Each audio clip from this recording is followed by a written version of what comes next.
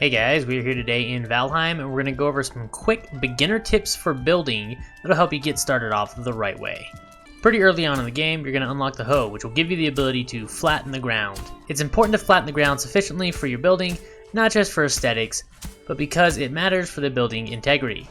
When you place a building piece, the game will indicate how strong it is based on a color system. Blue indicates a foundation piece that is touching the ground, and then it will move into green, lighter greens, yellows and oranges, and then finally red. If you attempt to attach a piece without proper support, the game will go through a check to see how strong the piece is, and then it will break if sufficient strength is not found. That's why it's important to have your ground completely level, so that the foundation of your building is all blue and you don't have any green spots like this.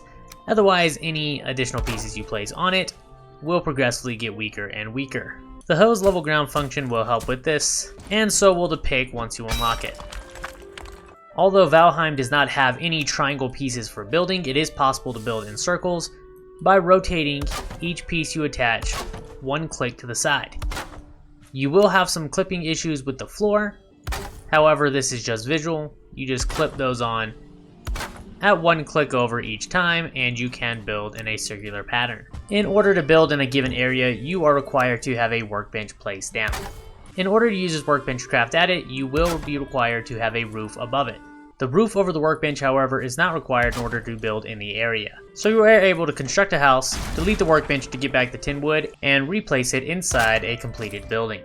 In order to rest or sleep in the game, you will be required to have a campfire nearby. However, having a campfire in your house will cause smoke inhalation and death. There are some pretty cool ways to design chimneys in this game to filter the smoke out of the house. However, when you are in a pinch, you can place the campfire outside the house and simply give it covering from the rain, and the warm and fire buff will persist inside the house through walls, allowing you to sleep or gain rest without needing to create a proper chimney. Right when you start the game, wooden beams might seem like they're the answer to any weakness in a building. However, you might quickly find out they're not as strong as you think.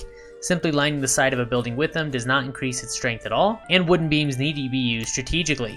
Placing wooden poles in the right spots on a building can increase its strength substantially, allowing you to add on new pieces of roofing when you previously couldn't. If you right-click while holding the hoe, you will open up additional abilities with the hoe, such as creating paths. One of the abilities the hoe has is to raise the ground using stone and a workbench, helping you to level out terrain even better. One helpful function to stabilize buildings with the hoe is when you are near any cliffside is to level out the ground next to your building, and once it touches a roof piece, it will give that roof piece foundation qualities. If a roof piece has foundation qualities, it will extend the amount of roof pieces you can place before they break.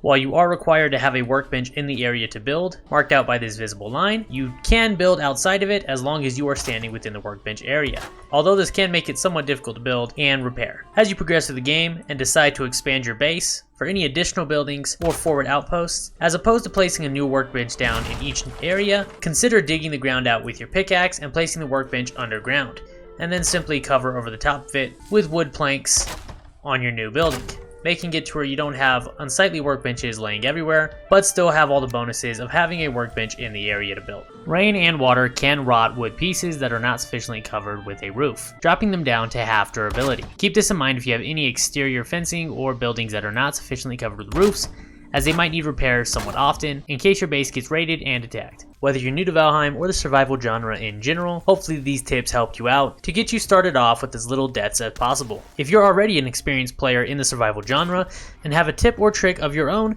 that you wish you would have known back when you started, feel free to drop it down in the comments and help out your fellow Vikings. Thanks for watching, I'll see you next time.